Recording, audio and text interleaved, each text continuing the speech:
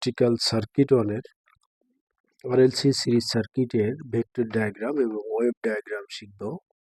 তো এখানে আমরা আরএলসি একটি সিরিজ সার্কিট এঁকেছি, যেখানে রেজিস্ট্যান্স, ইন্ডাকট্যান্স এবং ক্যাপাসিট্যান্স সিরিজে যুক্ত আছে। তো এখন আমরা ভেক্টর ডায়াগ্রাম আঁকবো। তো আমরা ভেক্টর ডায়াগ্রাম আঁকার জন্য 4 কোয়াড্রেন্ট এঁকে নিলাম। এখন যেহেতু এখানে আছে প্রথমে রেজিস্ট্যান্স, এবং রেজিস্ট্যান্সের মধ্যে যে ভোল্টেজ ড্রপটা হবে সেটাকে আমরা ভিআর বলেছি। তো আমরা এটাকে কারেন্ট এক্সিস ধরলাম। এটা আমাদের এক্সিসটা হলো কারেন্টের, এবং কারেন্ট আমাদের রেফারেন্স এক্সিস। তো এই দিকে প্রথমে আমাদের যে কারেন্টটা প্রবাহিত হবে, আমরা জানি রেজিস্টিভ লোড, সেটা হলো কারেন্ট এবং ভোল্টেজ ইন ফেজে থাকে। তো এই দিকে আমরা নিলাম ভিআর। এরপরে ইন্ডাকটিভ লোডে আমরা জানি 90 ডিগ্রি উপরের দিকে যায়।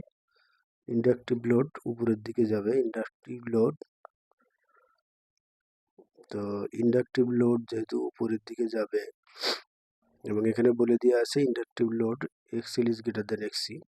তো এক্সএল এর মানটা বড় হবে। এখানে আমরা বিএল লিখে নিলাম। আমাদের জানি আমরা বিএলটা 90 ডিগ্রি, এবং এক্সসিটা জানি আমরা নিচের দিকে হয়। এটা হলো আমাদের ভিসি, যেটা উপর থেকে দেখাতে হবে। এই হলো আমাদের ভিসি, এবং 0 ডিগ্রি আমাদের কোয়াড্রেন্ট থেকে আমরা ভিসি যোগ করে দেব। তাহলে এইখানে আমাদের এটা যেহেতু কারেন্ট এক্সিস, এটা হলো আমাদের ভোল্টেজ। তো এইটা ভোল্টেজ হলে এখানে যে অ্যাঙ্গেলটা হবে সেটা হলো আমাদের থিটা অ্যাঙ্গেল, অর্থাৎ কারেন্ট এবং ভোল্টেজের মধ্যে থিটা ডিগ্রি পার্থক্য থাকবে। তো এটা ভিএল সমান আমরা জানি আই এক্সএল, এবং ভিসি সমান হলো আমাদের আই এক্সই,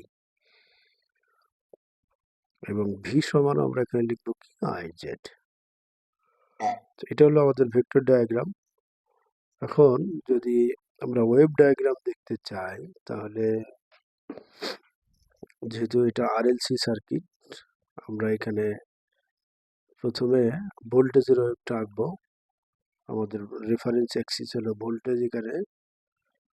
তো আমরা জানি ভোল্টেজ উপরে এবং নিচে সমান হারে চেঞ্জ হবে, এবং কারেন্ট এবং ভোল্টেজের মধ্যে থিটা ডিগ্রি পার্থক্য। তো এখানে যদি আমরা সেই পার্থক্যটা এখানে দেখাই, যে এখানে থিটা আমাদের অ্যাঙ্গেল, তাহলে কারেন্ট কিন্তু পরে থিটা ডিগ্রি পরের থেকে কারেন্টটা শুরু হবে, অর্থাৎ কারেন্টটা যাবে এইভাবে।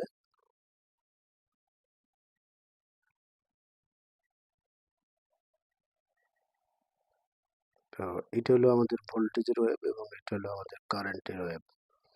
এটা হলো আমাদের ওয়েভ ডায়াগ্রাম।